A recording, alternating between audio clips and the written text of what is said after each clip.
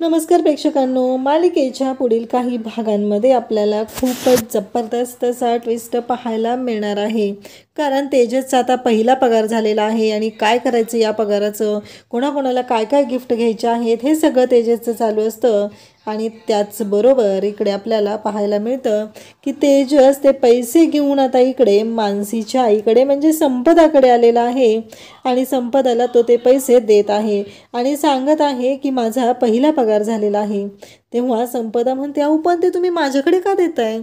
तेव्हा इकडे तेजस म्हणत असतो की अहो असं काय करताय, तुमची मुलगी तिथं आमचं घर आणि तुमचं घर अशी दोन्ही घरं सांभाळत आहे. तिनेही तिचा पहिला पगार आल्यानंतर माझ्या आईच्या हातात दिलेला होता, मग मी माझा आलेला पहिला पगार तुमच्या हातात देत आहे. ती कर्तव्य करत आहे तर मी कर्तव्य केलं तर काय होतंय? अहो मी पण जावयाचं कर्तव्य करत आहे ना, आणि मी जावई असलो म्हणून काय झालं, मी तुमचा मुलगाच आहे ना. तेव्हा संपदा म्हणत असते, तसं नाही, काहीही झालं तरीही ती तुमच्या घरची झाली आहे, तुमची आता प्रभूंच्या घरची सून झालेली आहे, त्यामुळं ती जबाबदारी तिची आहे. पण तुम्ही तर जावई आहात, उलट आम्हीच तुमचा मानपान केला पाहिजे, असं संपदाचं म्हणणं असतं. तेव्हा इकडे तेजस म्हणत असतो की अहो असं काही नाही आहे, उलट मी तुमचा मुलगा आहे असं तेजस बोलत असतो. तेव्हा मात्र संपदा पाहत असते आणि तेजसला म्हणत असते की खरंच आज तेजसने जावई आहे तरीही मुलाचं कर्तव्य पार पडलेलं आहे. तेव्हा मात्र संपदाला खूप छान वाटत असतं, संपदा खूप खुश झालेली असते आणि तिच्या डोक्यामध्ये सुरू असतं, खरंच तेजसनं जे केलेलं आहे ना ते कुणीच विसरू शकत नाही. आणि तेजसच्याबद्दल तिला अभिमान वाटू लागतो, तेजसचं कौतुक वाटू लागतं, कारण आज तेजसने मुलाचं कर्तव्य केलेलं आहे. इतके दिवस संपदाला खंत वाटायची की आपल्याला 2 मुलीच आहेत, आपल्याला मुलगा नाही, पण आज तेजसने दाखवून दिलेलं असतं की तो त्यांचा जावई नसून मुलगा आहे. कारण संपदा आणि निधी दोघीजणी सेपरेट राहत असतात, घर संसार चालवत असतात आणि इकडे संपतरावांच्या नंतर त्यांच्यावर जी आलेली परिस्थिती असते त्यावेळेस खरं तर तेजसनेच त्यांना मदत केलेली असते. त्यानंतर आपल्याला पाहायला मिळतं की मानसीने आता सूरजवर विश्वास दाखवलेला असतो, परंतु गायत्रीने मात्र खूपच मोठा राडा केलेला असतो. गायत्रीला काही करून सूरजचा जो कॉन्फिडन्स असतो तिला त्याला अजिबात कॉन्फिडन्स येऊ द्यायचा नसतो, कारण सूरज एक धडाडीचा पत्रकार असतो आणि त्याच्यामध्ये जर तो कॉन्फिडन्स परत आला तर आपणच तोंडावर पडणार आहोत की काय, अशी भीती तिला वाटायला लागलेली असते.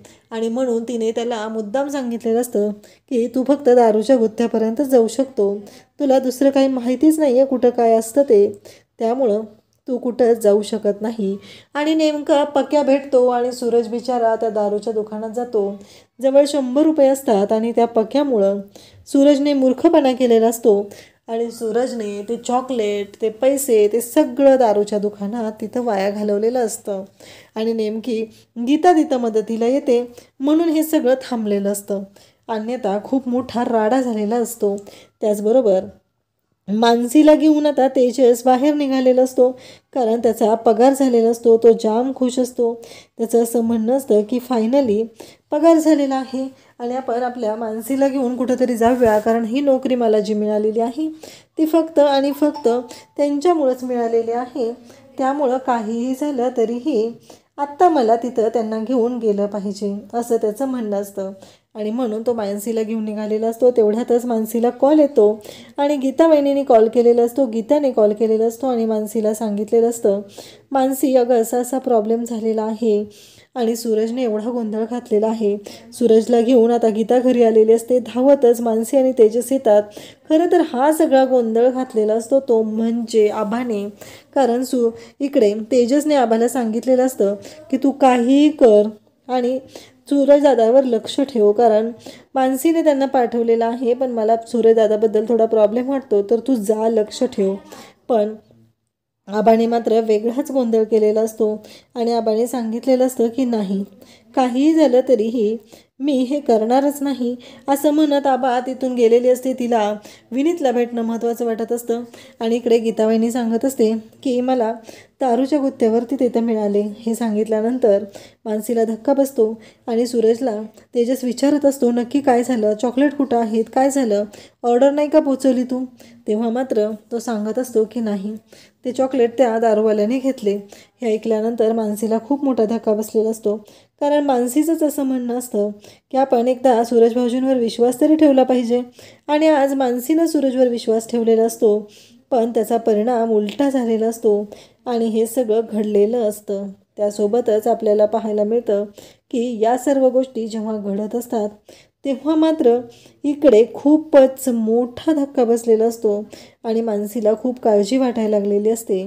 मानसी म्हणत असते की काही झालं तरीही मी चूक केली का? पण नाही, यामागे काहीतरी असं कारण आहे. सूरज घाबरलेला असतो, पुन्हा पहिल्यासारखा वागायला लागलेला असतो. त्यामुळं मानसीला आता काळजी वाटत असते. मानसी म्हणत असते नाही, यामागं काहीतरी असं कारण आहे. आणि गायत्रीकडे गीता पण रडत असते. गीता म्हणत असते की मी नक्की काय करू सूरजला या सगळ्यातून बाहेर काढण्यासाठी. हे सगळं गीताचंही चाललेलं असतं. आणि त्याचसोबतच इकडे आता मानसी तेजस दोघंही विचार करू लागलेले असतात. परंतु या सगळ्यातून एक चांगली बातमी घडणार असते, चांगली गोष्ट घडणार असते, जी मानसीच्या दृष्टीने खूप महत्त्वाची असते. आज सूरजला तिथे ऑर्डर द्यायला पाठवलेलं असतं. त्या माणसाने, त्या दारूच्या अड्ड्याच्या मालकाने ते जे चॉकलेट्स असतात ते ठेवून घेतलेले असतात आणि बाहेर टपरीवर विकायला ठेवायला सांगितलेले असतात. त्यामुळं आता गोष्ट अशी घडलेली असते ती म्हणजे की ते चॉकलेट आता तिथे विक्रीला ठेवलेले असतात आणि त्या चॉकलेटचा खप मात्र खूपच वाढलेला असतो. आणि त्यासोबतच आता मानसीला तिथून कॉल येतो, कारण मानसीने त्या पॅकेट्सवरती तिचा नंबर लिहिलेला असतो आणि मानसीला कॉल आलेला असतो. तेव्हा मात्र मानसी इकडे म्हणत असते की काय झालं. तेव्हा ते म्हणत असतात की मॅडम, तुमच्याकडून घेतलेले जे चॉकलेट्स आहेत ते आम्हाला खूपच आवडलेले आहेत आणि त्या चॉकलेटची ऑर्डर द्यायची आहे आणि म्हणून फोन केलेला आहे. आणि एकाच वेळी मानसीला आता 50,000 रुपयांची ऑर्डर मिळत आहे आणि मानसी मात्र खूपच खुश होत आहे. कारण मानसी तिथंच लगेच तेजसला सांगायला सुरुवात करते, तेजस, आता कॉल आलेला होता आणि त्यांनी आपल्याला चॉकलेटची ऑर्डर दिलेली आहे. तेव्हा मात्र तेजस म्हणत असतो की काय सांगताय. तेव्हा मानसी म्हणते की हो, जे खरं आहे तेच सांगत आहे. आणि त्यासोबतच मानसी इकडे बोलत असते. मानसी म्हणत असते की काही झालं तरीही आपल्याला एक ऑर्डर मिळालेली आहे आणि तेजसवरती विश्वास ठेवते आणि म्हणते, तेजस भाऊजी, काळजी करायची काही गरज नाही आहे.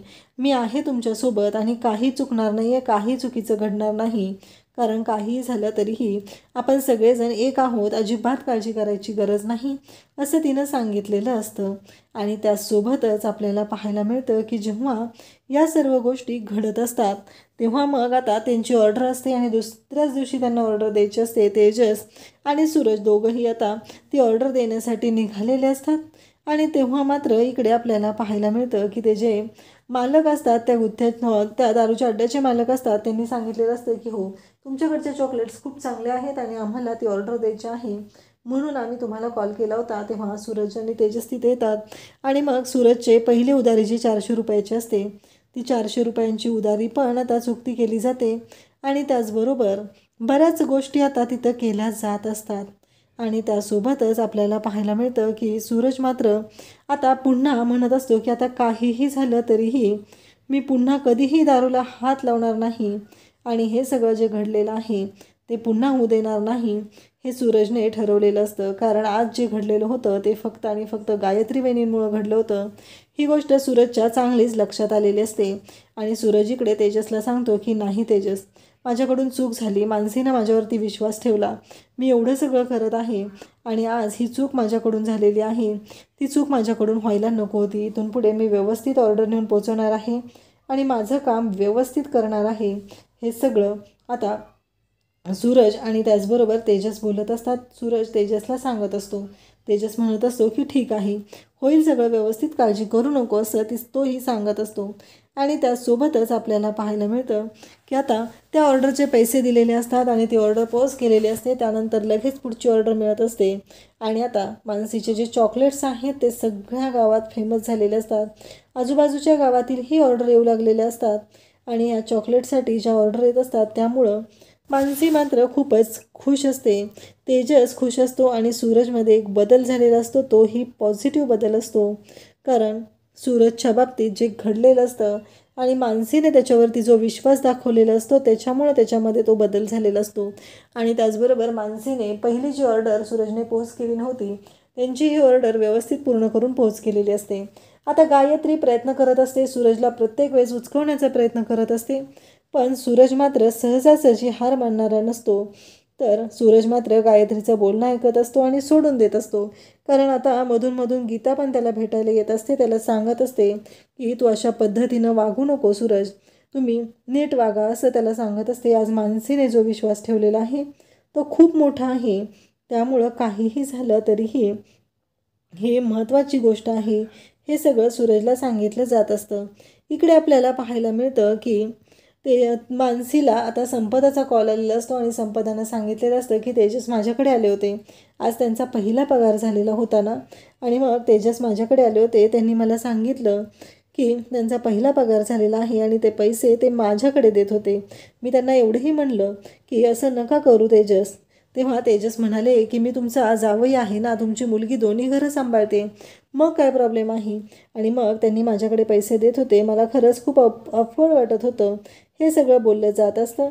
आणि त्यासोबतच आपल्याला पाहायला मिळतं की मानसी तेजसला सांगत असते, परंतु तेजसला मात्र इकडे सर्व गोष्टी लक्षात आलेल्या असतात. संपदाचा फोन आलेला आहे मानसीला, हेही तेजसच्या लक्षात आलेलं असतं आणि तेव्हा ही गोष्ट सांगितलेली असते. त्याचसोबतच आपल्याला पाहायला मिळतं की तेजस पुन्हा घरी येतो आणि घरी आल्यानंतर ते पैसे तो त्याच्या आईच्याही हातात देत आहे, मानसीच्याही हातात देत आहे. कारण त्या दोघीजणी घरची लक्ष्मी आहेत आणि त्यामुळं तो करत असतो. त्याचसोबतच आपल्याला पाहायला मिळतं की या सर्व गोष्टी जेव्हा घडत असतात आणि तेव्हा मात्र तेजसला आठवत असतं जेव्हा त्याचा पगार झालेला होता, मानसीचा पगार झालेला होता, तेव्हा तिने ते पैसे आपल्या आईच्या हातात आणून दिलेले होते आणि त्यामुळे आपणही तेच करत आहोत. इव्हन चॉकलेटच्या बिझनेसमधून मिळणारे पैसेसुद्धा आपण त्याच पद्धतीने वापरत आहोत. हे सगळं बोलणं लक्षात आलेलं असतं. आणि त्यासोबतच ह्या सर्व गोष्टी जेव्हा घडत असतात तेव्हा मात्र इकडे संपदा तर खुश असतेच, पण मानसीही खुश झालेली असते आणि आता चॉकलेटचा बिझनेस चांगलाच वाढीस लागलेला असतो आणि चॉकलेटच्या बिझनेसमधून चांगला इन्कमही होत असतो. तर मानसी आणि तेजस दोघंही खुश झालेले आहेत. आणि त्याचबरोबर त्यांनी इकडे जी कामगिरी केलेली आहे, चॉकलेटची कामगिरी सूरजने केलेली आहे, त्यामध्येही त्यांनी सूरजला चांगला तिथे कॉन्फिडन्स दिलेला आहे. सूरजला सर्व गोष्टी लक्षात येऊ लागलेल्या आहेत. तर आता मानसी तेजसच्या या बिझनेसची भरभराट होत आहे. कारण फेनिक्स स्कूलची मानसी टॉपर आहे, तिने गायत्रीला हरवलेला आहे आणि आता गायत्रीची वाट लावायला मानसीने इकडे सुरुवात केलेली आहे. अशाच अपडेटसाठी चॅनलला सबस्क्राईब करा. थँक्यू.